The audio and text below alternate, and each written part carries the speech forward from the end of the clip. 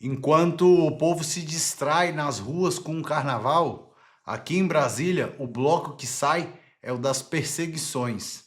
Esse sim que está na rua. A notícia bomba de hoje, desta terça-feira, dia 17 de fevereiro de 2026, terça de carnaval, é exclusiva pelo Metrópolis e traz Alexandre de Moraes, que ordenou uma verdadeira caça às bruxas na Receita Federal. Ele mandou rastrear e identificar todos os servidores que acessaram as declarações de imposto de renda da sua esposa e do seu filho e de outro ministro. Mas preste atenção aí na inversão. O problema não é a esposa do ministro receber 129 milhões de um banco investigado. O problema não é o outro ministro receber milhões e milhões, 50 milhões por parte de um resort, inclusive que funcionava um cassino lá dentro. Isso não é problema. Ao invés da transparência, eles querem a cabeça de quem ousou olhar para os números lá mesmo dentro da própria Receita. E também para quem, no caso, vazou ou cumpriu alguma ordem que deve ter vindo da Polícia Federal. Então, meus amigos, fica aqui comigo até o final, porque hoje eu vou trazer só notícia bombástica com relação a esse fato. E ao final tem uma matéria também muito importante que eu preciso mostrar para vocês. Então, já clica aqui nesse botãozinho direito aqui, ó, e se inscreva, porque o algoritmo não está entregando, ainda mais para o pessoal da direita, tá? Se você é da direita, se inscreve aí, porque senão é petista. Vamos lá, enquanto eu coloco as matérias na tela aqui. Desculpa as brincadeiras, não tá um dia muito bom para de brincar questão de bomba, mas vamos para a primeira matéria do dia aqui. Da mulher do ministro do... Peraí, vou pôr de novo. O sigilo fiscal da mulher do ministro do Supremo, Alexandre de Moraes, foi quebrado indevidamente. A minha coluna aqui no Metrópolis apurou que as investigações indicam que o acesso sem autorização aos dados de Viviane Bárcia de Moraes teria sido feito por um servidor do SERPRO, a empresa de tecnologia do governo federal que é cedido à Receita. A advogada não foi o único alvo. A minha coluna apurou que o filho de um outro ministro do Supremo também teve a declaração de imposto de renda devassada sem autorização judicial. A apuração sobre os acessos irregulares foi determinada por Alexandre de Moraes. O ministro ordenou que a Receita rastreasse qualquer consulta ou tentativa de acesso envolvendo os atuais 10 integrantes da corte, bem como suas esposas, filhos, irmãos e todos os ascendentes. O relatório deve ser apresentado após o carnaval. As quebras já identificadas terão duas frentes, uma administrativa e outra criminal. Caberá à Polícia Federal investigar se a quebra dos dados fiscais da mulher de Moraes e do filho deste outro ministro foram encomendadas para serem vendidas a terceiros. O jornal Folha de São Paulo revelou hoje que Moraes pediu a investigação no âmbito do inquérito das fake news, que apura ataques coordenados contra integrantes da corte nas redes sociais. O ministro busca identificar a origem de vazamentos para a imprensa sobre informações que o relacionam ao Banco Master. A mulher de Moraes foi contratada pelo banco de Daniel Vorcaro por 129 milhões de reais. O valor do contrato gerou questionamentos pelo fato de o escritório não assinar nenhuma causa para o Master e ser pouco conhecido no meio jurídico. Eu sou a Andresa Matais e eu te convido a ler sobre esta e outras notícias exclusivas na minha coluna com o André. E aí, pessoal? Essa matéria tá lá no Metrópolis, perfeito? Eu ia perguntar agora, será que ele criou mais um inquérito sem pé nem cabeça que ele cria? Ele não, né? Não é só ele, o Toffoli também que criou esse inquérito das fake news que virou o inquérito do fim do mundo. E agora tá claramente aí perseguindo. É claro que se restar aprovado ou se, eu não sei como que chegou essa notícia crime, né? Da onde que surgiu isso? Agora, tem que ser apurado, ok, mas aqui uma provocação. A minha opinião, e eu quero saber a sua, comenta para mim, é que essa declaração de imposto de ministro do Supremo Tribunal Federal tinha que ser pública. Esse negócio de ministro poder ser sócio de empresa anônimo Esse negócio de ministro poder andar e dar palestras em jatinhos e empresas investigadas e cobrar milhões ou milhares de reais, que a gente sabe também, isso deveria ser errado. Precisa de um código de conduta para isso? Não. Para mim, minha opinião é que não precisa de um código de conduta. E aí, a gente está diante aqui, será, de uma vingança? Porque qual foi o vazamento? Até agora, tudo que está vazando está nas investigações da própria Polícia Federal. E aí eu te pergunto, aqui no Brasil, é crime investigar ministro? Porque a gente sabe que legalmente a única pessoa que pode julgar um ministro é outro ministro do STF. Ou seja, quando é que nós vamos ver isso acontecer? Trouxe aquela questão do André Mendonça, não sei que está tudo ali na mão dele, a gente tem uma chance de mudar a história do Brasil, mas tem a questão institucional, eu não sei o que vai acontecer. Assisti muitas pessoas e muita gente falando que a hora de cair qualquer ministro não é agora. Eu até discordo em parte, eu acho que era a hora sim de um afastamento aí do Dias Toffoli e também do Alexandre de Moraes, ainda que não fosse o pedido de impeachment em si, e sim depois que passar as eleições e começar a virar o ano que vem, mudar esse Senado e essa Câmara Federal, aí eu acho que tem que acontecer, tá? E é isso, tá, pessoal? Estamos diante aí de mais uma investigação desse povo, né? E aí agora eu quero trazer para você aqui essa matéria do Rodrigo Constantino, tá? Vocês sabem que as opiniões dele são opiniões fortes. Eu vou ler aqui para vocês a orgia mais longeva da história. O Brasil não é um país sério faz tempo, é uma esculhambação total, várzea, paraíso dos bandidos, terra da impunidade, ícone do patrimonialismo que confunde a coisa pública com a privada. Mas é inegável que o que era terrível piorou muito.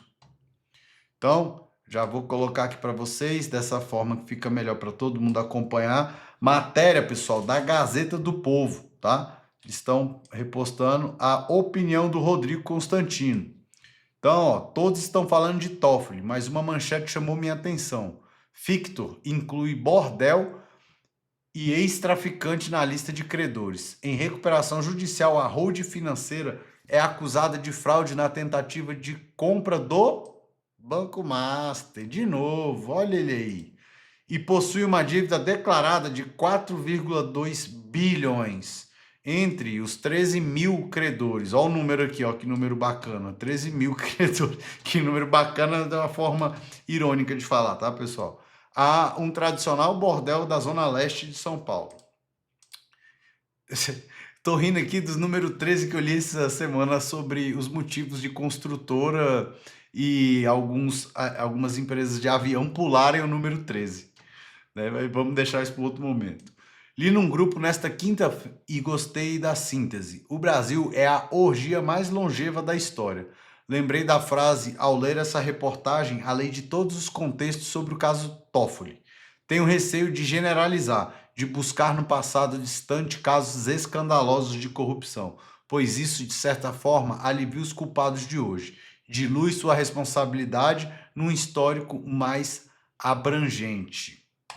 Vocês viram também, eu vou falar depois, o Brasil sempre foi um bordel. Isso não quer dizer que não tenha piorado. Nas últimas 2 décadas, com a forte predominância petista no poder, era inevitável essa deterioração do que já era um tanto ruim. Se o patrimonialismo sempre foi um câncer em nossa república, ele piorou muito com o PT. Se o nepotismo era um problema frequente, tornou-se pior e por aí vai.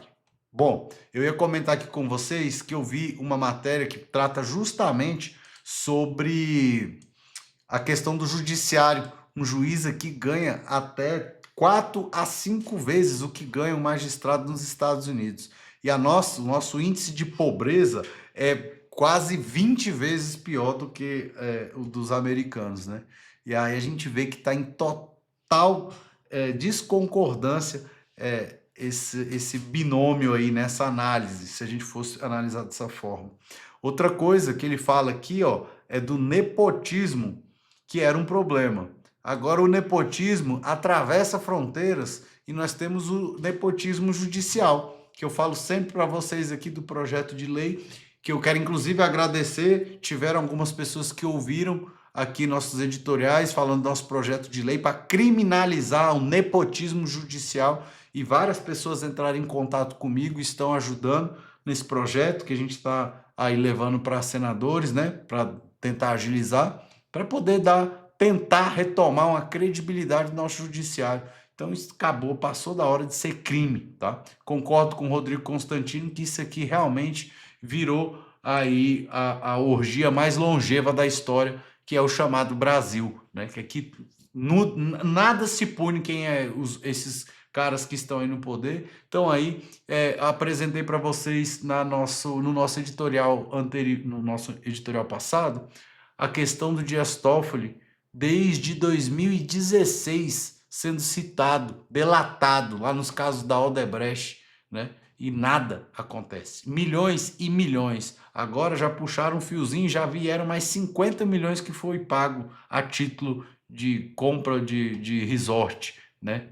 Então, meus amigos, nós estamos diante de uma vergonha mesmo nacional, talvez a maior cleptocracia, que é o Brasil, roubalheira, que a gente já esteve metido em toda a nossa história, é essa questão do Master. Então, aqui, ó, Supremo usa toga em causa própria. Moraes reage de novo à exposição de bens e contratos suspeitos. Mas ele não reagiu falando da onde que vier aquele dinheiro, não. Essa opinião aqui também muito forte, eu gosto também, é do Cláudio Dantas, tá, pessoal? A maioria desses repórteres, desses jornalistas, estão tudo fora do Brasil. A maioria que tem essas opiniões fortes. Acho que o Rodrigo Constantino, não sei. Mas Cláudio Dantas, aquele pessoal da Timeline, tem muita gente lá, o Alan dos Santos, muita gente que está fora do Brasil. E eu luto todos os dias para que isso não seja necessário, para que nós não precisamos sair do país para os nossos filhos, netos, para que a gente não precise estimular isso. E como que a gente vai fazer isso? Limpando, né, essa política, o judiciário, as instituições, o legislativo, o executivo, para a gente poder começar a ter um país pelo menos próximo do normal, tá? Então vou passar aqui a opinião do Cláudio Dantas. Em 2006, o caseiro Francenildo dos Santos teve seu sigilo bancário violado e exposto à imprensa numa vendetta de Antônio Palocci, após o ex-funcionário revelar que o então ministro da Fazenda usava uma mansão em Brasília para tratativas pouco republicanas. O escândalo levou à queda do próprio Palocci, de Jorge Matoso, que presidia a Caixa, e de Marcelo Neto, seu assessor de imprensa. Bom, vocês estão vendo aqui que essa prática, vocês já sabem, né? De pegar essas estatais, empresas públicas e dominar, enfim, é antiga. Quem é que lembra disso aqui, desse caso do Palocci? Comenta aqui para mim, se você é da sua época, se você se recorda disso. Ninguém foi alvo de busca e apreensão, nem teve o passaporte cancelado ou foi obrigado a usar tornozeleira. 3 anos mais tarde, o STF arquivou o caso por falta de provas. Neto teve sua denúncia rejeitada e Matoso acabou absolvido pela Justiça Federal do DF, desconsiderando dolo em uma atuação ou mesmo crime de violação de sigilo funcional. Francenildo, depois de 13 anos, foi indenizado pela Caixa em R$400 mil. Os funcionários da Caixa que atuaram no episódio não foram punidos. Então, o gerente Jeter Ribeiro de Souza, responsável por acessar o sistema e imprimir o extrato bancário do caseiro, foi promovido a assessor de Dilma Rousseff em 2011. Em janeiro de 2023, passou a integrar o gabinete pessoal de Lula. Parece a história do Celso Daniel, né? Daquele povo que estava envolvido lá naquele negócio do Celso Daniel, do prefeito. Todo mundo que fez as piores coisas parece que são valorizados com os melhores cargos. Lembro os detalhes desse rumoroso caso diante da operação de hoje, determinada por Alexandre de Moraes. contra servidores da Receita que supostamente acessaram seu imposto de renda e o de Viviane Barsi. A diferença é brutal. Por um lado, demonstra que a justiça só vale para o andar de cima e que pode ser instrumentalizada ao bel prazer dos poderosos de plantão. Moraes investiga os auditores suspeitos no inquérito 4781, instaurado no longínquo 2019, sob o pretexto oficial de apurar a disseminação de fake news e ataques a ministros do Supremo, mas que, na verdade, era destinado a deter uma apuração da força-tarefa da Receita sobre uma lista de 133 autoridades que apresentavam inconsistências fiscais e patrimoniais. Dentre as autoridades estavam Gilmar Mendes e sua então esposa Guiomar, e Dias Toffoli, e então sua esposa Roberta Rangel, entre outros. Os primeiros investigados no inquérito das fake news foram justamente os auditores, afastados e submetidos à execração pública. O grupo de investigação foi desfeito e o órgão proibido. Aqui tem as opiniões da galera, né? Então, esse aqui, bicho, está quietinho, né? Como é que pode? A única coisa que foi boa até agora, essa questão do Banco Master, foi para esse aqui ficar quietinho e calado. Porque eu acho que esse é o pioneiro de todas essas questões aí do STF. Mas é apenas uma singela opinião, né? Vocês já sabem, né, das opiniões, que às vezes a gente não concorda em todas, mas temos que defendê-la, o direito de você dizer a sua opinião. E é isso que eu vou fazer. Para encerrar, meus amigos, eu quero trazer para vocês aqui, ó, olha o que já está dando o que falar. Conselheiros do BRB com indicação atribuída à REAG renunciam ao cargo. Eu acho que a galera que está com medo. Só quem não está com medo aqui é quem deveria estar com mais medo. Mas está aí, ó. O Banco de Brasília emitiu na última sexta-feira um comunicado informando ter recebido os pedidos de renúncia de Leonardo Roberto Oliveira de Vasconcelos e Celivaldo Eloy Lima de Souza. Os dois ocupavam, respectivamente, os cargos de membro titular e membro suplente do Conselho Fiscal da companhia. As indicações de ambos haviam sido atribuídas a um fundo ligado à gestora REAG. O comunicado do BRB, formalizado como fato relevante, que é um documento direcionado a informar especialmente investidores e o mercado financeiro, apresenta parte da carta de renúncia. Souza e Vasconcelos dizem desconhecer a relação da indicação deles com a REAG. Declaro desconhecimento integral, que está na aspas, porque é as palavras deles, tá? Declaro que desconheço integralmente a indicação pelo fundo Bordenel. Declaro ainda que não possui qualquer vínculo, relação, conhecimento acerca do referido fundo, tampouco conhece seus representantes ou administradores.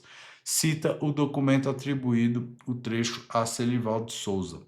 O fundo Bornel é detentor de 3,1% do capital do BRB e já foi administrado pela REAG, que foi liquidada extrajudicialmente pelo Banco Central no dia 15 de janeiro deste ano por desrespeito às normas que ordenam o sistema financeiro. A decretação da liquidação extrajudicial foi motivada por graves violações às normas que regem as atividades das instituições integrantes do Sistema Financeiro Nacional, argumentou o Banco Central em janeiro.